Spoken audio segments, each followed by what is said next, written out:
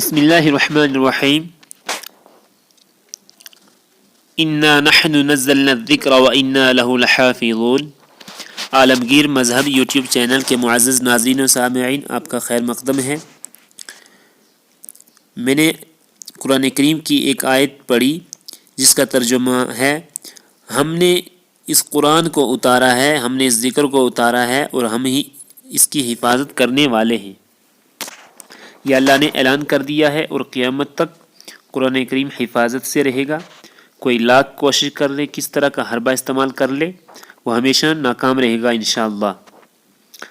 لیکن اگر کوئی ناپاک حرکت، ناپاک کوشش کرے، اس طرح کی سازش کرے، قرآن کے بارے میں قرآن کو بدلنے کی کوشش کرے، تحریف کی کوشش کرے، تو ہمیں بحیثیت مسلمان ہمیں کیا کرنا چاہیے؟ اس پر دارالعلوم دیوبند کا مذمتی بیان بھی آیا ہے۔ حال ہی میں ایک شخص وسیم رضوی نامی شخص نے اس طرح کی حرکت کی ہے، آپ اس کو بغور سنیں۔ قرآن حکیم میں تحریف کے قائل لوگ خارج اسلام ہیں۔ قرآن حکیم اللہ کا مقدس کلام ہے اور اس میں آج تک کسی قسم کا کوئی تغیر و تبدل نہ ہوا ہے اور نہ ہی اس میں کسی ادنی ترین ترمیم کی گنجائش ہے۔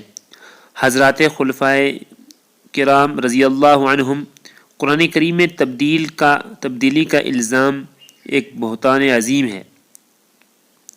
حضرات خلفائے کرام رضی اللہ عنہم پر قرآن کریم میں تبدیلی کا الزام ایک بہت بڑا بہتان ہے جو تاریخی اور علمی طور پر بالکل بے بنیاد ہے۔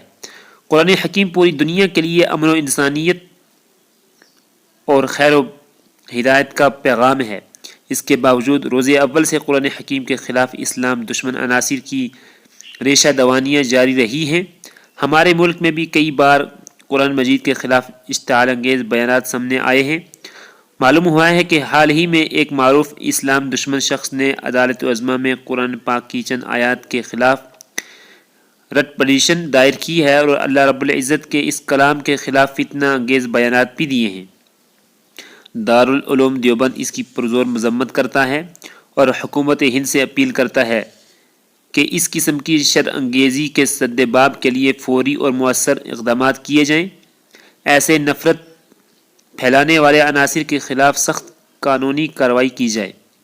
جہاں تک عدالت عظمیٰ کا معاملہ ہے، ہم سمجھتے ہیں کہ وہ مذہب و عقائد کی اہمیت اور آئینی بنیادی حقوق کے ملحوظ رکھتے ہوئے جلد ہی اس رٹ کو خارج کر دے گا۔ ایسے ناپاک عناصر سستی شہرت حاصل کرنے کے لیے کسی حد تک بھی گر سکتے ہیں، اس لیے ایسے افراد کا نام لینے سے بھی گریز کرنا چاہیے اور اس بات کا خاص خیال رکھنا چاہیے کہ باوجود اس کے کہ یہ معاملہ ہر ایمان والے کے لیے حد درجہ تکلیف دہ اور اذیت ناک ہے، صبر و تحمل سے کام لیں اور اشتعال انگیزی سے بچ کر اس قسم کی مذموم کوششوں کو ناکام بنایا جائے۔